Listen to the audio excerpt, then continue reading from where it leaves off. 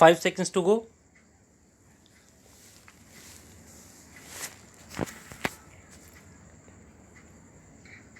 Start. Having examined a number of judgments rendered by this court, we are of the view that orders passed by the employer seeking recovery of monetary benefits wrongly extended to employees can only be interfered with in cases where such recovery would result in a hardship of a nature which would far outweigh the equitable balance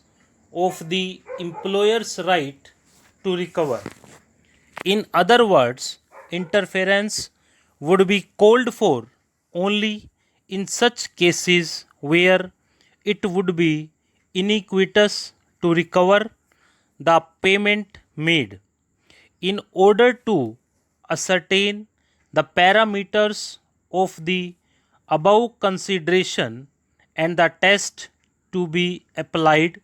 reference needs to be made to situations when this court exempted employees from such recovery even in exercise of its jurisdiction under Article 142 of the Constitution of India. Repeated exercise of such power for doing complete justice in any cause would establish that the recovery being effected was iniquitous and therefore arbitrary, and accordingly the interference at the hands of this court as between two parties, if a determination is rendered in favor of the party which is the weaker of the two without any serious detriment to the other, the issue resolved would be in consonance with the concept of justice which is assured to the citizens of India even in the preamble of the Constitution of India. The right to recover being pursued by the employer will have to be compared with the effect of the recovery on the concerned employee. If the effect of the recovery from the concerned employee would be more unfair, more wrongful, more improper, and more unwarranted than the corresponding right of the employer to recover the amount, then it would be iniquitous and arbitrary to effect the recovery. In such a situation,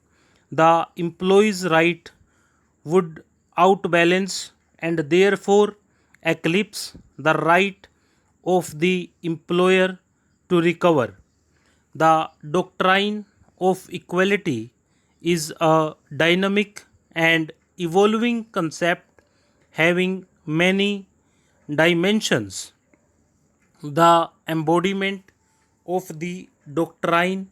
of equality can be found in Articles 14 to 18 contained in Part 3 of the Constitution of India dealing with fundamental rights. These articles of the Constitution, besides assuring equality before the law and equal protection of the laws, also disallow discrimination with the object of achieving equality in matters of employment, abolish untouchability, and extinguish titles to scale down the status of a section of the society with such appellations as such. The embodiment of the doctrine of equality can also be found in Articles 38, 39, 39A,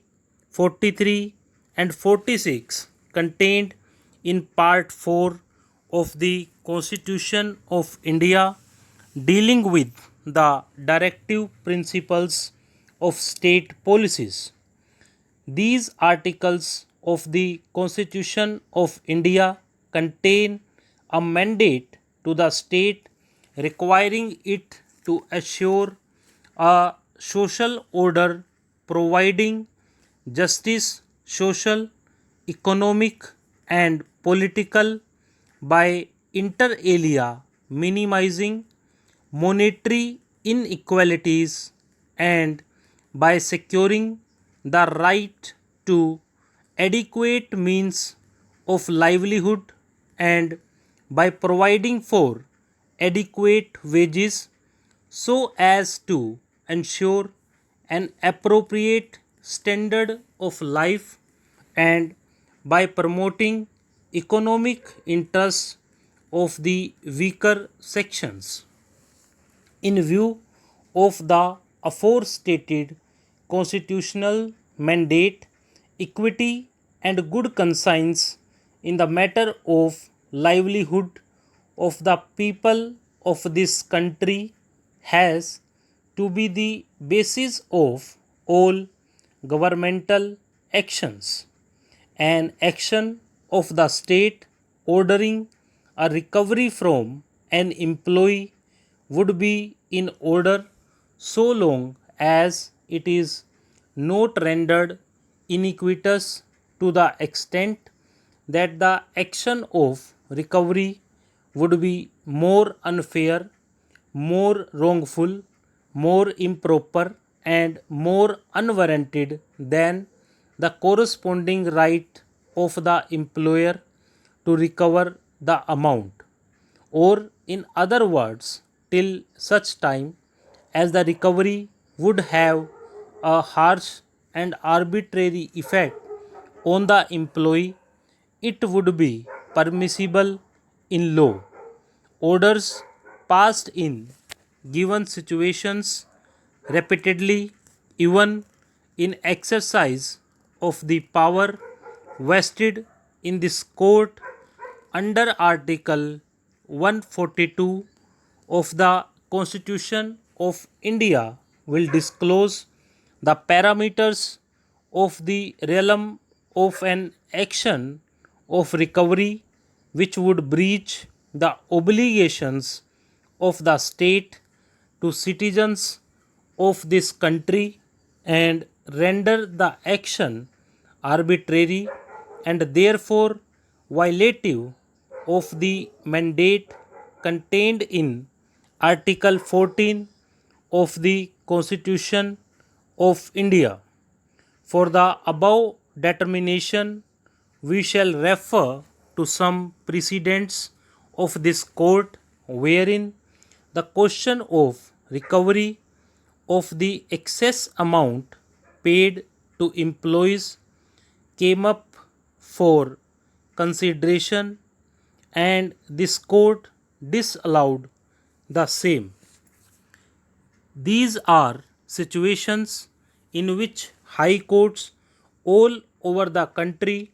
repeatedly and regularly set aside orders of recovery made on the expressed parameters. Reference may first of all be made to the decision in Sayyid Abdul Qadir versus State of Bihar SCC 475, wherein this court recorded the following observation in paragraph: the relief against recovery is granted by courts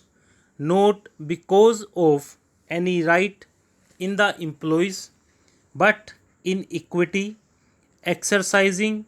judicial discretion to relieve the employees from the hardship that will be caused if recovery is ordered. But if in a given case it is proved that the employee had knowledge that the payment received was in excess, it is an exception. Stop.